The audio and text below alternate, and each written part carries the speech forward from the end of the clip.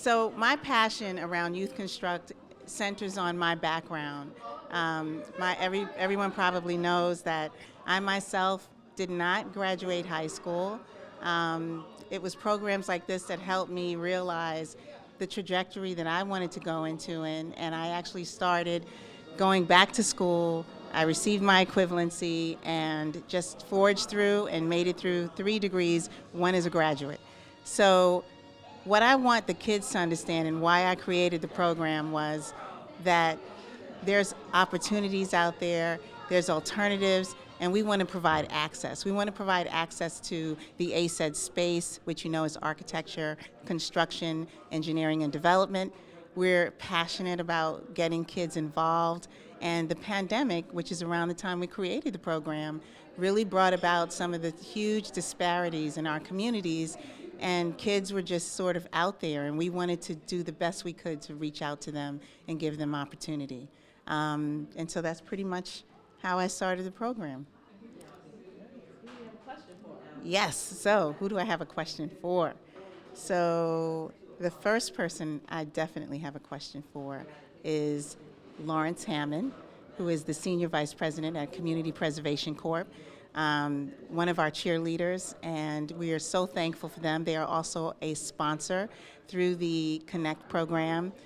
We received a grant, and they also house our classes, so we're extremely excited about that. We meet every week and every other week for lab. So I would like to ask you, can you please tell us the thing you're most passionate about and some of the initiatives that you've started? Thank you, Alexis. Lawrence Hammond, once again, Senior Vice President and Director of the CPC Access Initiative. And the CPC Access Initiative stands for an initiative that CPC, we're a CDFI lender providing opportunities for financing for affordable housing here in New York State and through our mortgage company, which also provides financing nationally. But what I'm so proud of is the fact that we found synergy with Youth Construct in the fact that through our Access Initiative, which is the acronym for Acquiring Capital and Capacity for Economic Stability and Sustainability. It's really an initiative that was created to empower Black and brown developers with capital resources, both human and financial capital. And so this is just an extension of the work that we're doing to empower Black and brown developers with the resources. And how better to do that is to create a generational pipeline of Black and brown young people that will benefit from the resources that are provided by an organization like ourselves. And so we're so proud to be a part of Youth Construct and the work that they're doing as they are bringing a valuable resource to the communities in which they serve. To look around this room and to see a young lady, Giselle, who I had the opportunity to interview into this program, and to see the passion and commitment that she exhibits by just being a part of the work that Youth Construct is doing is something that we're really passionate about. We're really about creating equity in the real estate industry. And as we all know, through systemic racist policies and practices, the real estate industry is not very equitable in its diversity of developers and other practitioners. And so this is a way that we can invite others to be a part of the real estate industry and to really make impact in the communities that we serve. And so I'll leave it there, right there.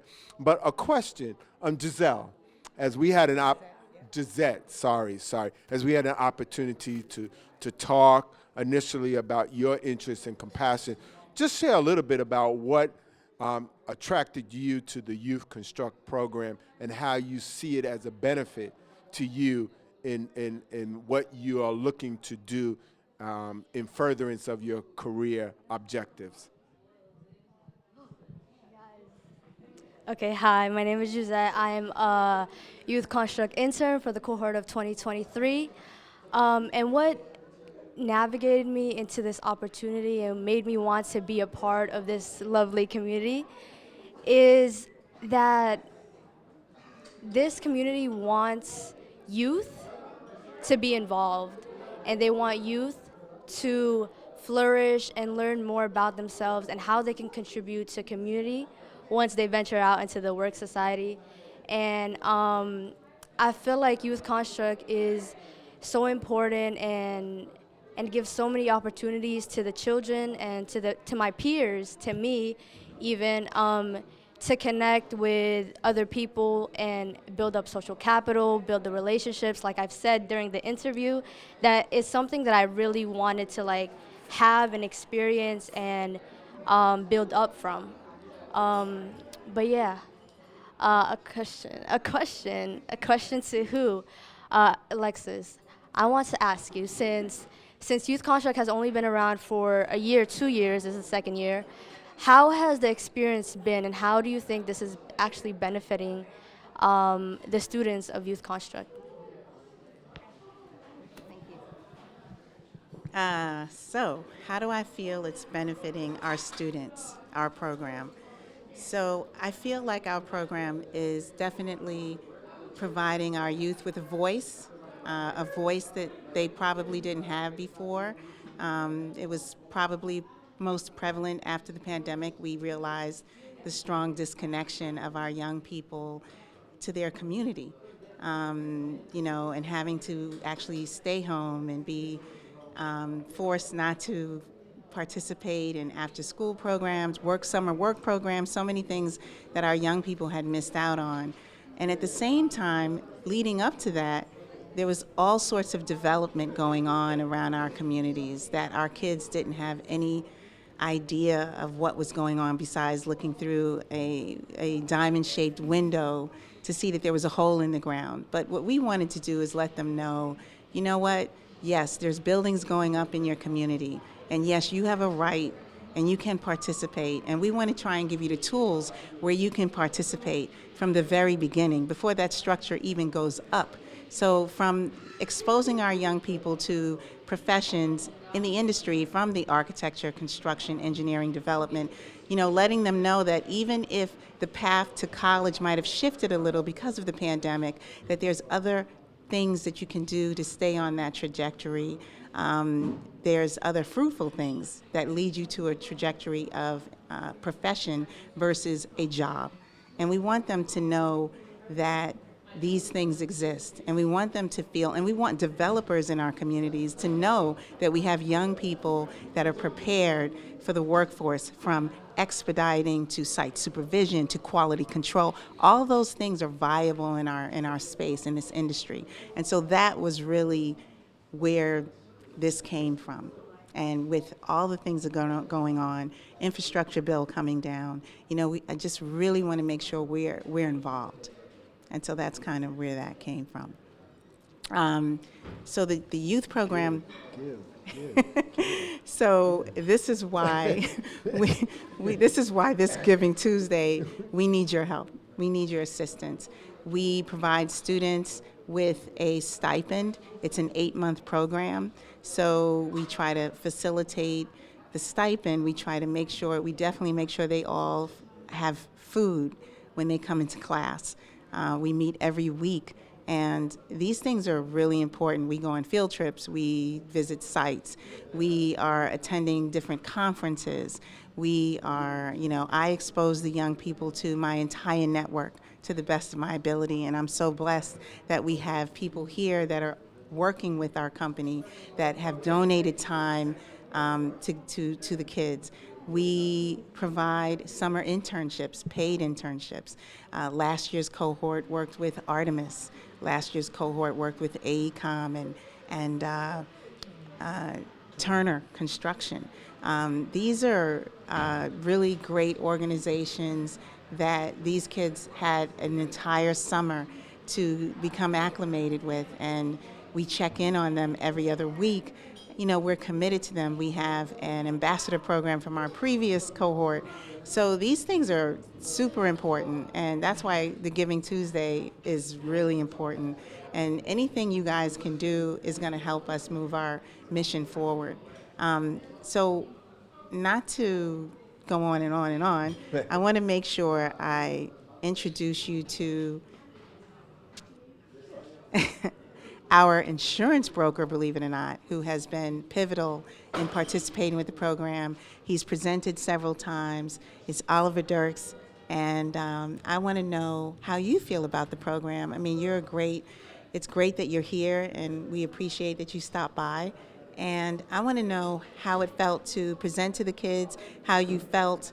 You also have another presentation coming up for the next cohort, and just give me a little feedback on how that feels. Sure. There's a lot of items to segue into that you just spoke about. Hello, everyone. My name is Oliver Dirks. I am an insurance broker in New York City, specializing in the construction arena. I have my own company, Balance Systems Risk Management, and I've known Alexis for about 9 or 10 years now, and we've been working very closely for 4 or 5 years. And I jumped at the opportunity to work with her at Youth Construct. So basically, something Alexis had mentioned earlier was, when you're a younger high school type kid and you don't know if you're going to college or not or what you want to do as a career, I was kind of in that same space. I didn't go to college. I didn't have I was in the right place to attend college at that time, so I just had to go out and get a job and take education wherever I can get it. And every day you go out, you can learn something new. And if you have a chance to jump into a program where you can learn something, where somebody wants to teach you, go do it. So that's when I jumped at the opportunity to give to Youth Construct. As I told the kids in my first class, I always had people who went out of their way to help me. And I just want to give back to the community, and I want to give back to the children that want to learn. And there's plenty of space out there in the construction area for the younger generation. There's actually there's a void of people who are getting into that space, and there's a wonderful career to get into. And as you said, that building doesn't go up on its own, and in some way, shape, fashion, or form, you can be a part of that. Whether it's in the construction management, whether it's out there with the boots on the ground, the hammer and nails, steel work, whatever it is that you would be interested in. It's a good career. It's a good way to live a life, raise a family, and have a good life. So again, I got to teach 2 classes to the students last year, and they were very receptive to it, even though we thought I had some boring topics. But we kept the class lively. We kept the class lively, and they asked me to come back a second time. So I'm coming back. I'm looking forward to it very much, and seeing the new students this year.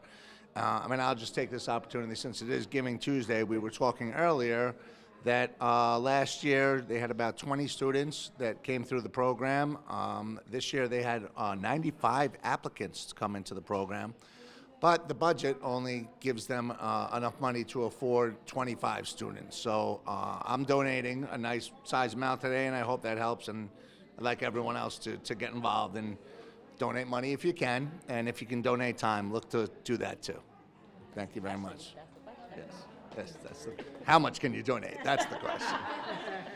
I'm going to pass the microphone to my young friend here and ask how you got involved. We spoke earlier that you've been a teacher in your career. You've worked in construction. You've worked with the SCA. How are you involved with youth construction? How would you like to see the program go? Thank you. My name is Alan Senzer, and I'm really retired right now, but I've been teaching part-time for over 40 years. And I got involved with Youth Construct by talking with Alexis about teaching a subject. And what got involved is then it expanded into me becoming part of Youth Construct and on the school committee, which developed the program for Youth Construct. And it went back and forth till we had the program nailed down. And it's just an honor and a pleasure in working with Youth Construct. And again, please give. It only helps the younger generation to move forward in a field that is wide open to everybody. So with your help and donations, it makes us grow also. And I appreciate the time and effort that Alexis and everybody has done, the wonderful students that we've brought about to the class, and it's just a great opportunity for the youth. And I appreciate that. Thank you so much. Thank you, Alan. We appreciate you too. Yes, let me ask a question to Alexis. Alexis has been, excuse me, sir, has been one of our chief supporters. You know, when I look at LinkedIn, and I'm on LinkedIn all the time, and every time CPC posts an event, Alexis is the first one to really support. And so, you know, in terms of what CPC does, in terms of our giving back, you know, through our CPC connections, we were able to give Youth Construct a sizable grant. And it is through those corporate endeavors. And I think it's really important that corporations understand the value proposition in being able to support an organization like Youth Construct. CPC envisioned how this would be a catalyst for change. But I'm just thinking about long term now. You know, we've launched Youth Construct, and one of my colleagues, Wilhelmina Norman Hernandez, who is on the board of Youth Construct, she would want me to say, Alexis, if you had a wish list, what would that look like right now? Wow. Thank you, Lawrence. So a wish list, what would that look like right now? My wish list, first and foremost, is I can't tell you how I don't get rest at night thinking about the fact that we had 95 students and we could not program all 95 students. I feel very blessed for the 25 students that we have, and you know, I would love to be able to expand the program to speak to those 95 students.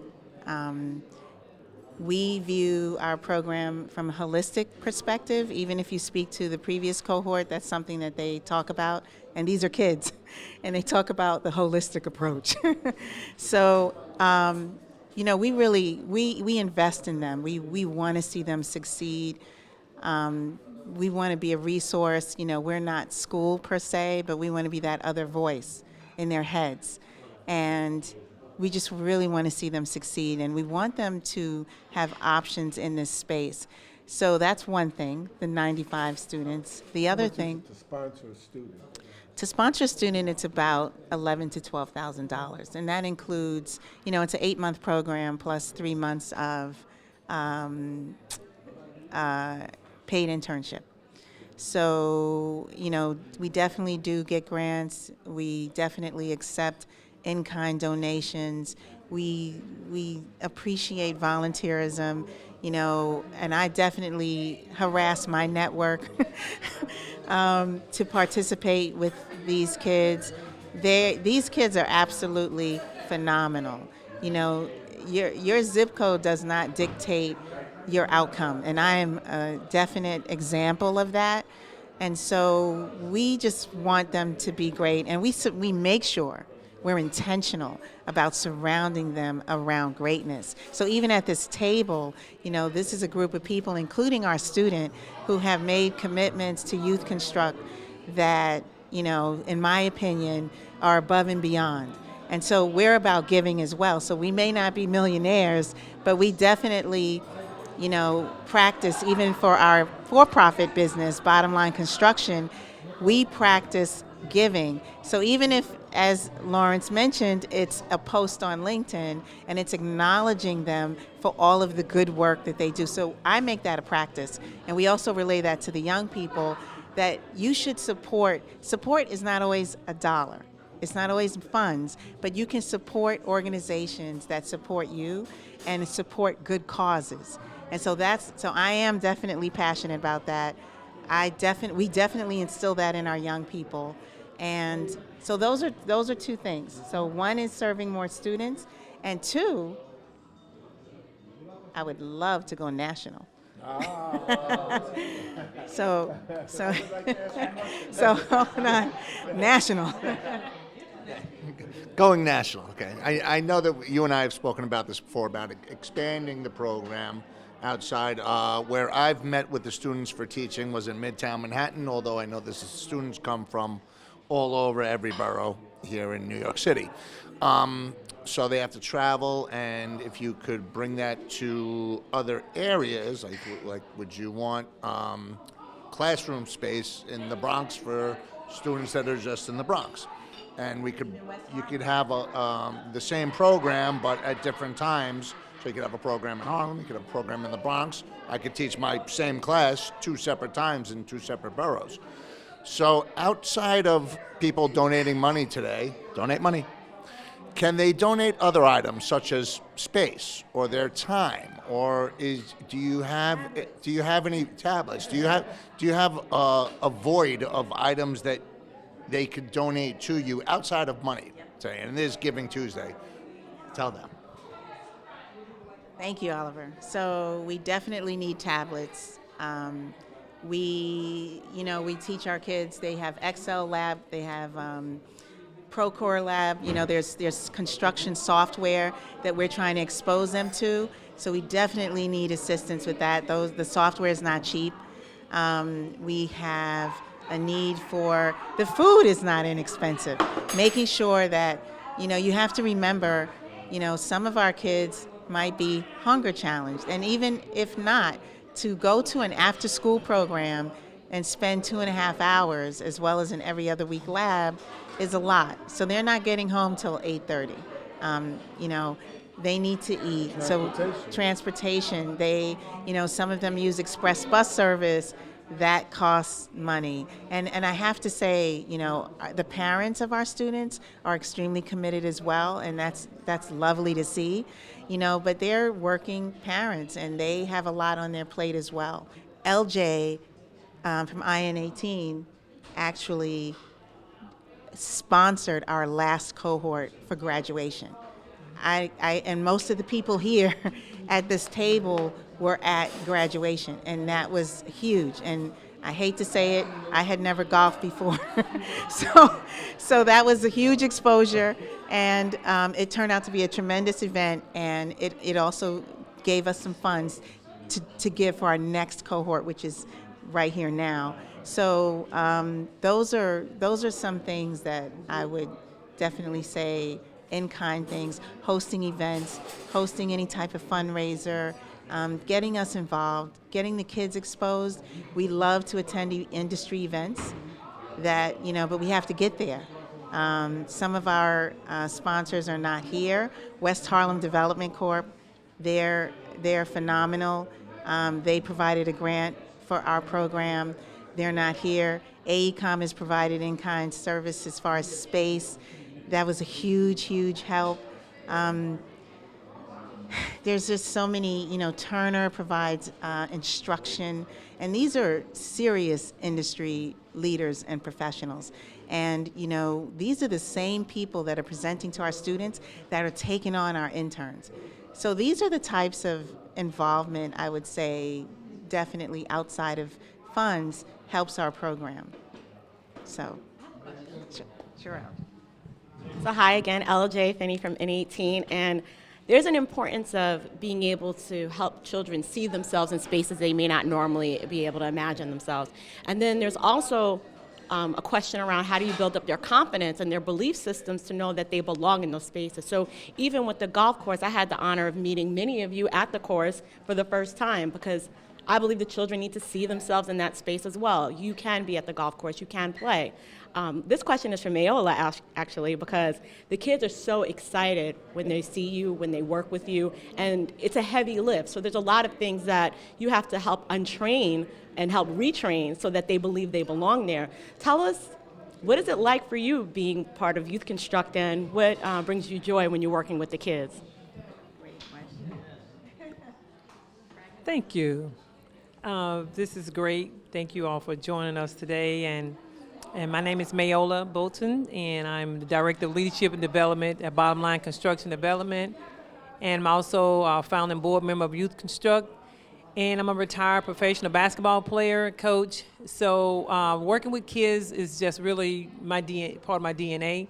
I take pride in being able to facilitate talent and put it in. Sometimes you can be on the wrong bus, but in the wrong seat. I mean, right bus and wrong seat. So I have a good niche of talent and knowing when people are working together, and just being with Youth Construct is, like I said, it's just really something that I've done in my other sector in the sports world. So just being able to work with young people and make them believe in themselves and be the best person that they can possibly be is just something that I was just born to do this, and I'm just glad Alexis saw the need of this work, and I'm glad I was in the right place at the right time to be a part of it. So it's just a part of my DNA. And these chicken wings are looking mighty good over here. Melba's wings, they make you sing. Melba wing, yeah. Make it sing. All right, y'all. Oh, we have collard greens over here too. We have collard greens, mashed potatoes, catfish, candy yams. So if you never visit You got a nice salad. oh yes, nice salad. So healthy salad, that's right. So if you've never been to Melba's restaurant, you need to check it out. Melba's in Harlem, 300 West 114th Street. Yes, Melba Wings make you sing. And I am thrilled to have one of our students here today, Juzette. I know she's killing the wings over there right now. But I must say that I'm very proud of you to take out your take time out of your schedule to be with us today. And she texted me. She said, "Is it possible that I can come?" She said, "That sounds like a cool event that you're gonna have there." I said, "Sure." I said, "Well, we're gonna put you to work then." She said, For the chicken wing? "Oh." Oh, she said she didn't know there were chicken wings involved. But she created this video that we mentioned earlier that you all gonna get a chance to see toward the end of this show. So we're looking forward to you all seeing her creativity. And that's another thing we like to do. We like to put our kids in the other place because we call transferable skills. Just because we know everyone not gonna want to do construction, but there are some transferable skills that we hope that they can take away with. And this video shows me that you have some transferable skills. So thank you, and please keep on giving. All right. Because the more you give, the more it gives to you. What's your question? You can go to youthconstruct.org. We can put up, there's a barcode we have here. Donate, and we also have it on the Go Live screen there as well. And please, if you're not live with us and you watching it later, please forward this to your friends. And because we're really doing some great work here, and we can't do it without your help. Because we need each other. My question: the students are juniors and seniors right out of high school, and we take if they're a junior and they want to come back after a senior, they can repeat, they can come back twice. But the main thing is that we want to make sure they get some knowledge, transferable skills, and get an internship where they can make some money and learn some other skills as well. So, all right. My question is, Alexis, you down about to kill that salad? So if you had to take one thing away from your experience as being in construction, what would you say has been the highlight of your career? The highlight of your career. The highlight of my career. So many of you might not know that my background is I was a fire department EMT. I started when I was 18 and then became a nurse, and my concentration was cardiothoracic. And a lot of people say, what does that have to do with construction? Cardiothoracic is everything with the heart and lungs. So that's kind of my background. So, and you might think that has nothing to do with construction and development. but it actually does. You know, my background has given me the opportunity to be the calm in the storm. I have, I think, a tremendous way of pulling people together and staying focused on the overall goal. And so, from a health perspective, that would be the patient. So, the project is like the patient, right?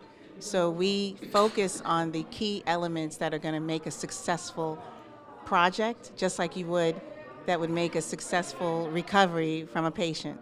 So, I just felt that as good as a nurse I was, and still am, I'm always a nurse, but how could I do more? And so I felt like this space of real estate development, which later turned into construction, to provide opportunities for people in our community was huge. And I felt like I could have a much farther reach by participating in this industry. And so I've dedicated myself both formally, you know, to improve to the best that we can. Last month we made 12 years in construction and development, and that is something I'm truly passionate about, making an impact. And so this program was a no-brainer. How do you make it easier for the next generation? And so that's what we're here, and that's the work that we're doing. There's certain transferable skills, Definitely, right? definitely. There are definitely transferable skills that even if you're in one field or profession, you see the need. And when you were speaking, I was thinking about a nurse as a practitioner, and oftentimes they are the ones that are the first responders in many instances, as we know, especially going through COVID, and they're the ones that have to really rescue and be responsive to situations that they see in circumstances. And so you saw a need, and you responded to that need with a sense of urgency and immediacy. And so, once again, we need you to respond to the need of donating to Youth Construct for the work that they are doing is in response to a need that is critical in the real estate industry to diversify the industry and to continue to bring up others that didn't always have an opportunity.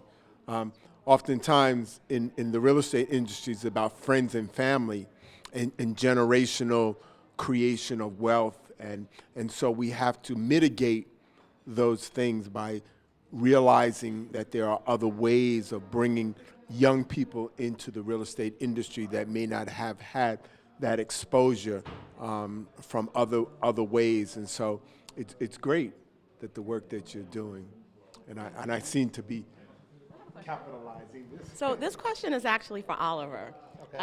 You know, one of the things that I found amazing about the program Youth Construct is that when we think of construction, we automatically think of the hard hats and we think of that role. But Alexis also focuses on the back office support. So talk to me more about, or tell us about insurance and like just how the students start to look at back office functions and what you've seen. Right. It's a great question because most people do think about construction as just being the hard hat and the boots on the ground, which obviously is very important. Every aspect of it is.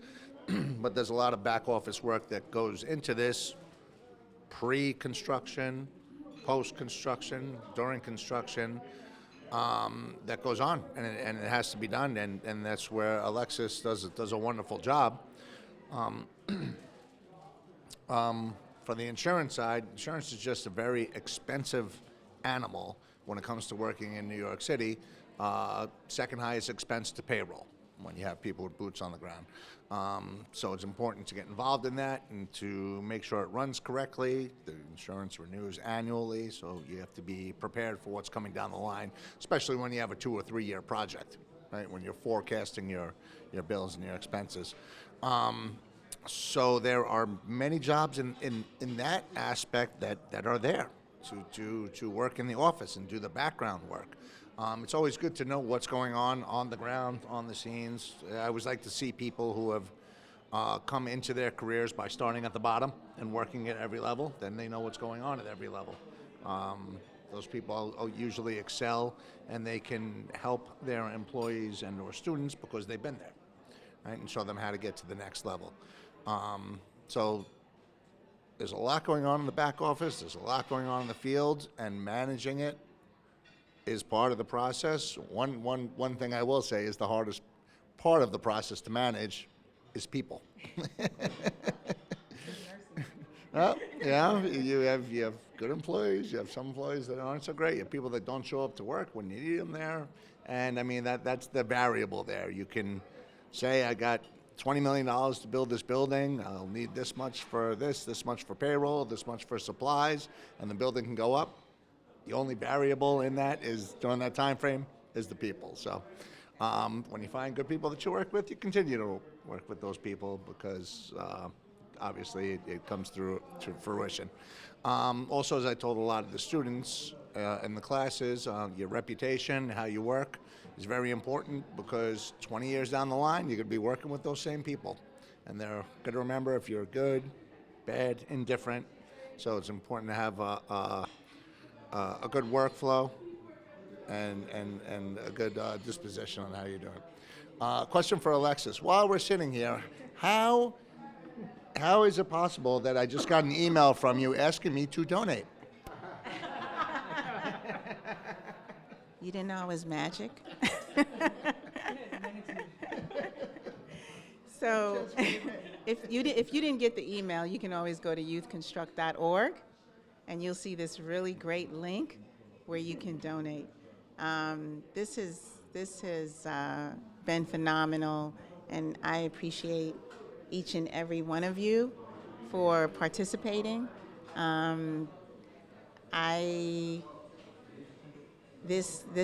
What we're doing is just really trying to give those opportunities, and we've just been so blessed. I mean, from being with CPC, I mean, they're hosting our classes. I don't know, I don't know where we would have been homeless, which I know about, but it's not cute when it's like 25 of you.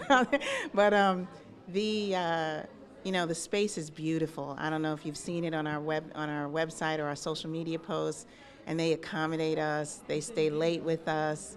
Check out the video. It's almost the like video link. yes. Check out the video link. It's like the stars aligned.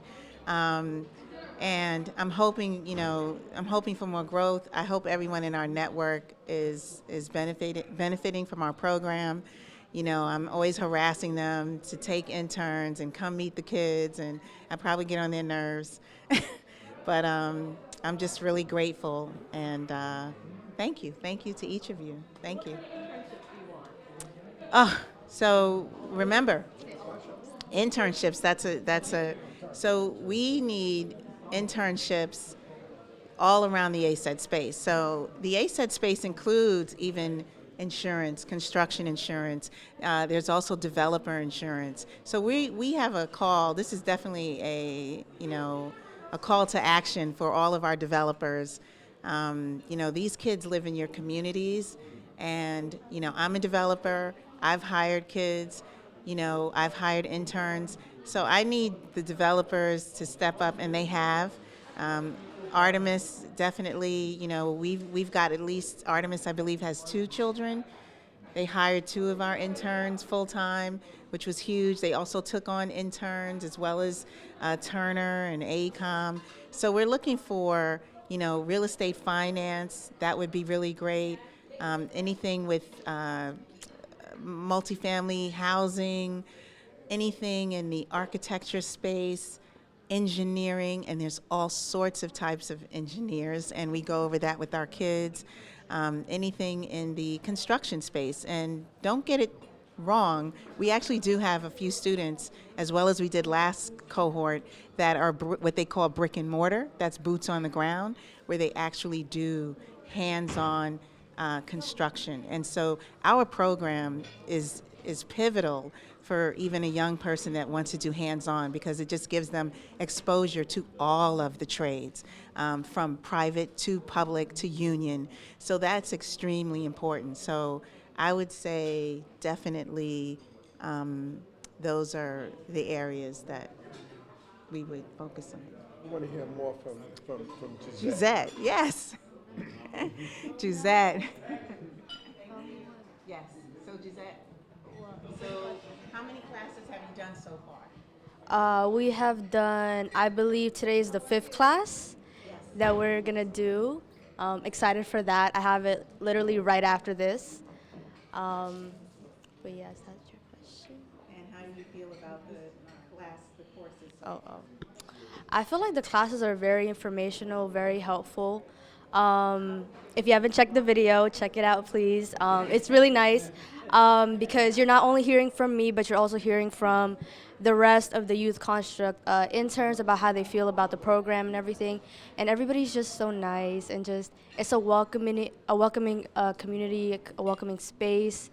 It's very inclusive. I see people that that I work really well with, and it's just been an amazing ride so far. And it's only been what, the 5th week? I know. Right. So we've done Excel. We've done building materials with Chris Torres just last week. From Turner, and he was amazing. He was amazing. Like, he helped us record the video for like the ending of the youth cohort 2023, which is really cool. But yeah, I just feel like this is an amazing opportunity, and I love being a part of this community, being with MaeOla, being with Dumo, being with you, being with everybody. I feel like it's just building up to my future, you know what I mean? And it's, I feel like that future. Not that you have to pick right now. You have to know right now. Well, personally, I don't know what I'm going to do in the future yet, but being a part of this community makes me feel confident, makes me feel secure, knowing that I can always come back to you guys. I can always talk to my peers. I always have that connection with other people, you know, and it just builds up. It just builds up as long as, like, you know, the years go by and like the time goes by. And I feel like that's what's really important, the community, the relationships that we have with each other. You know what I mean? Like being there with each other. Yeah. Did you learn about items that you never knew existed before? Atoms? Items. Oh, yeah. Yeah. I heard about mortar, and I heard about, like, you know, the bricks that had like 3 holes in them? That was the most profound thing, because Jose actually asked about it to Chris last week, and he was like, why are there 3 holes in the middle of the bricks? Like, what does that do? Like, why? All right. So what I remember he said, is that those bricks, like those little like holes in the bricks, is for like wires or like pipes and stuff that goes like into the walls and everything. And you don't see that because it's covered with like paint or like all that good stuff that make it look pretty, make it look aesthetic. And also, it's also like a part of CPS too. And you don't see it because it's so, like, you know, it's like painted. What does CPS2 stand for? What does that mean? Community Preservation Service, I believe. Okay. Ooh, that was nerve-wracking. But it's really cool, the fact that there's like pipes and stuff like that, and we didn't even know that, and so that was a really cool fun fact that we learned. But aside from all that, I feel like the classes and the speakers, they're very insightful. They're very, very intuitive, very into like teaching the students, teaching the interns, more about like what they're doing, what they're passionate about, and what got them into it. And I feel like that communication, it's really important. But yeah. Remind them to give. Oh yes. Please donate for us, for me, for the interns who are actually in this program right now. This is the 2nd year. So yeah, I'm going to class tonight actually. So you know, it's gonna be fun.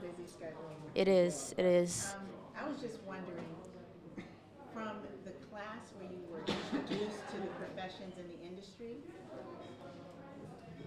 I just wondered, the class, how did you feel about the class? I think it was the first class where everyone was introduced to the opportunities in the industry. Do you think you need a second class, or did anything speak to you? Because we talked about so many different options, and one of the things I focused on that I thought was really important was the education that you might need to get into that profession, and how to, you know, tap into the low-hanging fruit.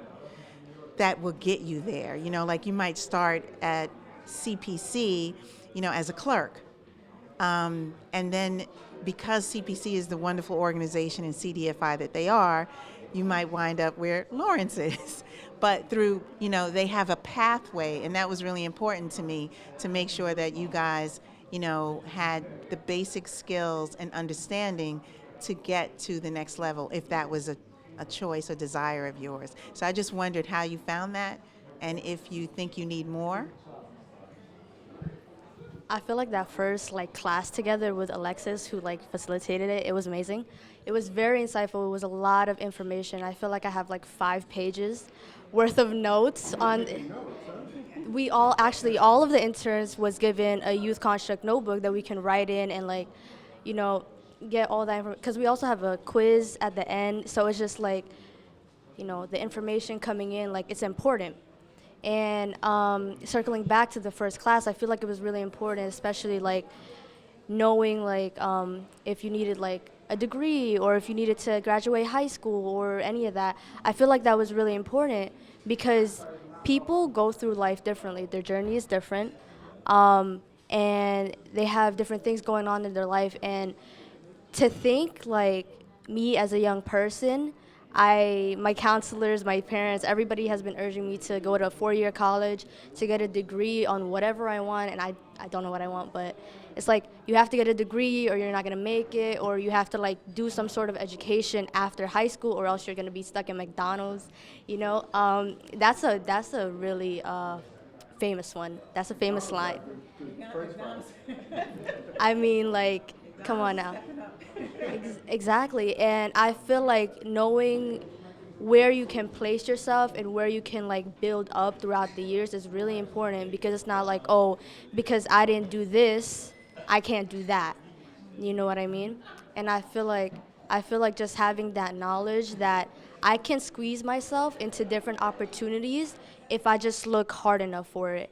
And it's the fact that the interns that for this cohort don't even have to look for it, because you have already brought that up to the table. You have already talked about it, and we already know about it. And I feel like a second class would definitely be helpful to get into the nitty-gritty more of it. I feel like that's also really important, so that it's stuck in our heads, and it's just you know, this is out there for you. All you have to do is go get it. Yeah. Can I piggyback on that? Oh, okay. Okay. So I like the conversation that you had there, because again, I didn't go to college, and I started out myself in a clerical position at an insurance company when I was 21 years old, and many years later became successful because I always asked questions. I wanted more. I wanted to be higher up. I wanted to be a vice president, a senior vice president. So it was followed through, and now I own my own company, and I'm comfortable, I'm confident, and I'm a successful story of someone who didn't have the opportunity to get that 4-year degree at college. So anybody can do it. You just have to have the mindfulness to keep going and getting it. And since you mentioned McDonald's, I just want to remind everyone that we're at Melba's, 300 West 114th Street. The catfish is incredible. Please come out. One last thing that I just want to say is that, as Alexis said, they had 95 applicants. They have enough money for 25 students. Imagine if we had enough money for 70 more students. So there's a button. There's a button on your computer to donate. Donate. Anyone? So we just had another supporter join us, and I would like her to come over and say hello and introduce herself. Lashina. So she's a huge icon as well in the Harlem community. She's the owner of Sudsy Water, and I really want to introduce you to her because she's an early supporter of ours, and we are extremely grateful.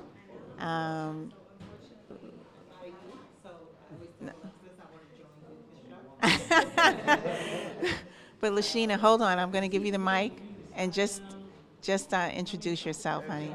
Thank you. Hi, good afternoon, everyone. So Alexis told me 2 to 4, but as she said, I operate businesses in the community. This is a great program. I believe in it and the work that MaeOla and Alexis are doing to bring positivity and awareness to the community. I am also a business owner in the community. I'm a merchant association president, and my name is Lashina Clark.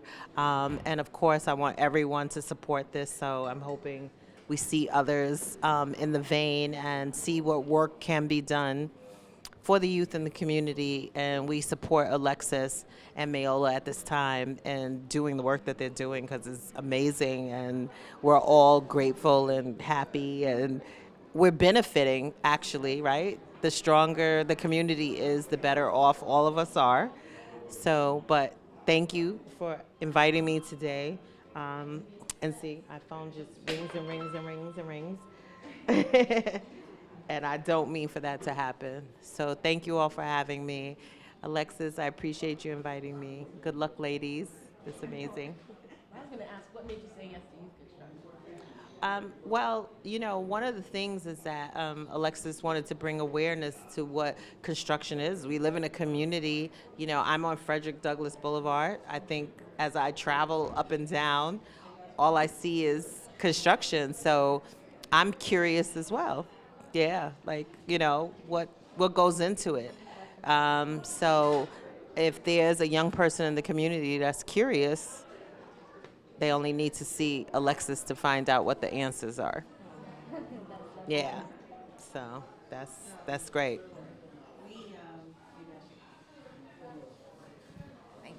We really appreciate you, Lashina, because I mean, your commitment was unwavering, and you're a small business owner as well. And you know, you could have just been like, I have my own things to worry about. And you were so diligent, and you know, I remember you reaching out to me like, send me the link, this is important. And you just don't get that type of support from everyone. And I mean, you know, you're not this huge organization, you're a small business just like us, and you were purposeful and intentional about, you know, donating to us and donating your time, and you're reaching out to me all the time, you know, how can I help you? What do you need? And so you know, you speak to everything we believe in, and we appreciate you. Thank you. Thank you. Thank you.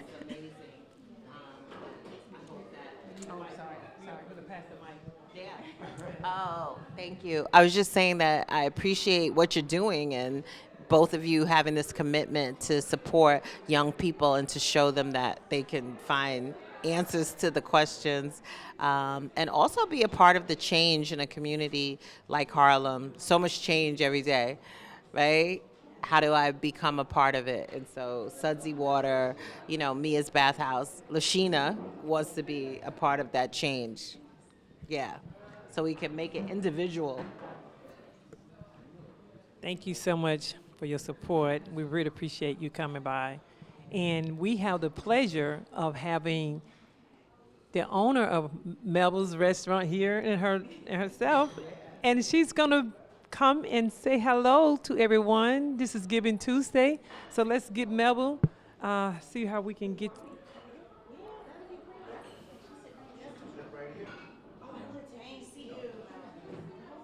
We're just passing the mic. We're just passing the mic, just having a conversation over Melba's wings. They make you sing. Melba's wings, they make you sing. Oh, the mac and cheese, the collard greens, and the catfish. So Melba, we're just so glad to be here today and hosting this event. Thank you for allowing us to be in this beautiful space. And this is Giving Tuesday, and we just want to. This is one of our students here, Juzette. She has class tonight, so she said, I want to come to Melba's. Yes, she got to eat and run. So, so just tell us, what do you think about Youth Construct and how you know Alexis? Well, good afternoon, everyone. I'm so happy to be here on Giving Tuesday. And Alexis and I share a passion. And our passion is having a dream that only lives in here, that no one else can see, and doing the hard work to make sure that our dreams become fruition, that our dreams come to fruition. And it's one thing to have a dream, to talk about doing something, but it's another thing to actually make it materialize. And there's a blueprint. There's a blueprint that starts up here. And Alexis and I both believe in the power of visualization. So the next steps for us both, whether it's frying chicken or being in the construction business, being a restaurateur, being a caterer, whatever it is, there are seven habits to highly successful people. First thing is visualization. Second thing is writing it down, okay? The power of pen to paper. The fact that you wrote it down, you can see it, means that you can make it happen. And then the next thing you do is complete the blueprint by writing down action steps that you're going to do that you can see all around you to make it happen. And also, it's about teamwork, right, Alexis? We can't do anything by ourselves. It's all about assembling an amazing team to support you. So what does that entail? That entails looking in the mirror and saying, okay, this is what I'm good at. But more importantly, this is what I'm not good at. That's the hard one, right? Because oftentimes, oh yeah, we can do this, we can do that, and none of us is Superman or Superwoman, and we need each other in order to be successful in life, in order to lean on, in order to just have a conversation, in order to brainstorm with. We need each other. So realizing and understanding the things that you're not great at and surrounding yourself with people who are strong in areas that you're not, but also people who compliment you. So that's what I did here at Melba's. It's all about having a dream and realizing that dreams do come true. And Alexis and I are not the exception. We're the rule. This has happened for her. It's happened for me. And we're here to tell you that this can also happen for you. Let's make sure that we pour into this organization. Let's make sure that we pour into our communities, that we pour into the construction field, because it is imperative that we see more brown and beige faces in the space and in the place. Thank you. Thank you, Melba. I know you asked. That's not what you asked me. No, we adore you. Thank you. Happy to have you guys. I hope you guys know that, Melba is really a staple in our community. And, you may look at her as a restaurateur, but she's just so much more than that. We spent a lot of time together throughout the pandemic, and, she's just warm-hearted. She instills such great ethics in her people, her staff, and, I think a lot of people are truly indebted to you, And I mean, you're like the belle, the queen of Harlem. So, we're just grateful that you stopped by and checked in. We appreciate you so much, so much. Sure. So you opened this wonderful establishment in 2005. Talk to us about resilience and the importance of, just Alexis persevering, even though she's a woman in a very male-dominated industry, and even though it's like not a lot of people of color, and being here in a space where people hadn't invested in Harlem yet, and then to persevere. Tell us and tell the audience, what is it about why we need to put money into the places that need it so that they can persevere, like Youth Construct? That's a great question. Well, what you're really talking about is economic development, economic empowerment. That's what we're talking about. So in order to have economic empowerment, which creates generational wealth, okay? It's one thing to be rich. There's another thing to be wealthy. Okay, generational wealth goes on and on. It's what not just our kids, but our grandkids will inherit. So in order to do that, we have to first have economic empowerment. How do we do that? We spin within our communities. Our dollars must circulate at least 8 times within our communities to create economic empowerment and economic wealth. So for me, you're right. 2004, when I signed my lease and opened up in 2005, as you stated, I purposely chose this block. And I chose this block because 114th Street was one of the most notorious drug blocks in Harlem. And people said, why would you open up a restaurant in one of the most notorious drug neighborhoods in the community? Well, first of all, because I'm born, bred, and buttered here. Second of all, because I wanted there to be a change in this community. So I could talk about there being a change, or I could be a part of the change that I wish to see. So I started off as a cashier in this industry. And I used to save my money every Friday. I'd save a portion of it, not all of it now, because I still have bills to pay.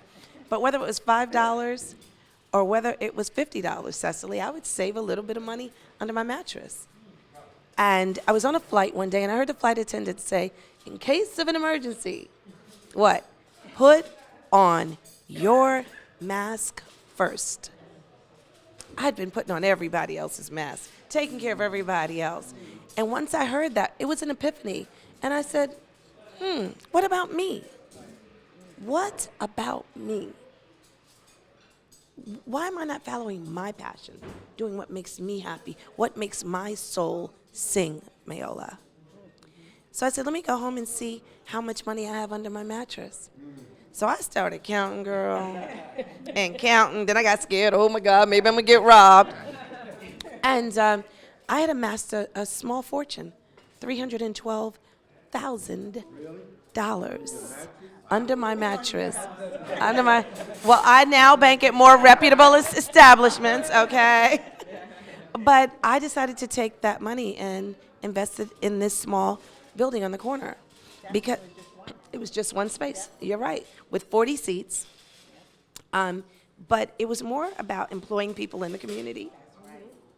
Those kids that were, and one of them in particular, who at 11 years old would go around the corner, do his laundry, and go down the street and sell drugs while the clothes were in the dryer. Broke my heart. So when this kid turned 14, we gave him a job here as a dishwasher. He was the worst dishwasher, right, Cecily? He was horrendous.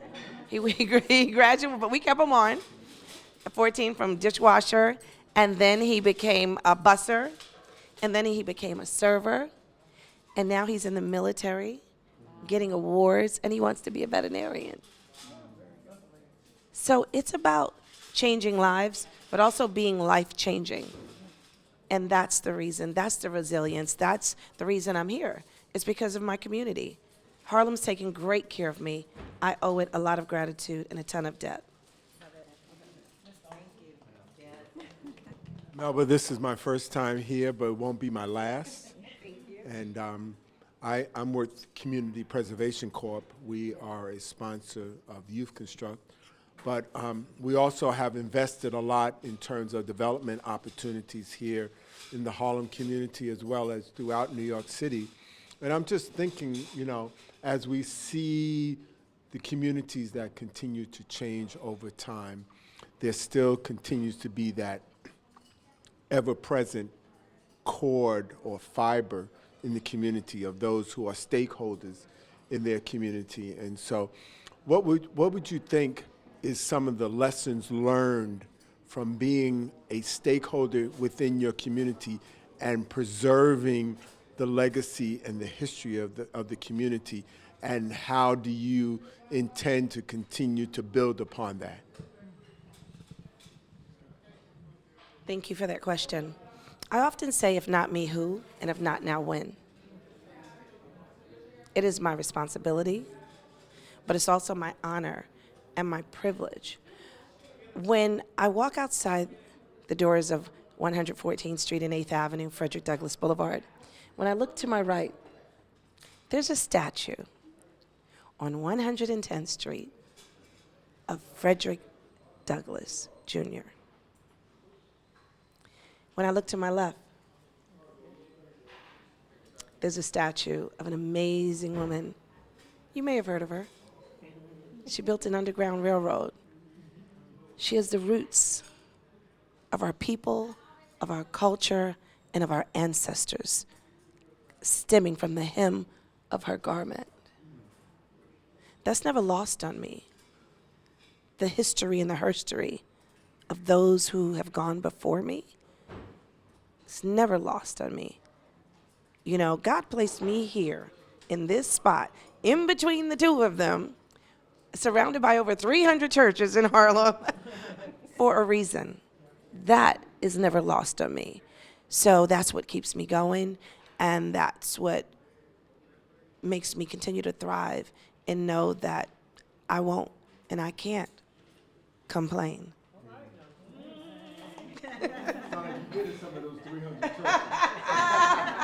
Quite a few, or probably 299. Come on now.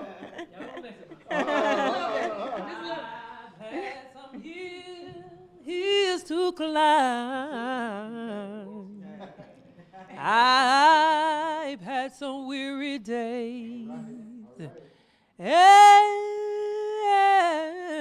sleepless nights. It's after the wings too. But when I look around and think things over, all of my good days, they outweigh my bad days. But I won't complain. All right, tune in for Sunday service, a full service. We now going to take up the offering. It's Giving Tuesday, everybody. It's Giving Tuesday. It's Giving Tuesday. It's Giving Tuesday. We're going to take up the offering now. But it's an honor and a pleasure to be here. Everything is delicious.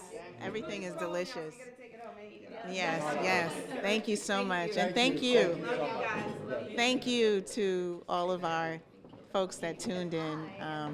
We really appreciate you taking the time, and we're looking forward to doing more great work, and we're looking for you to partner with us and give to Youth Construct at youthconstruct.org. Thank you.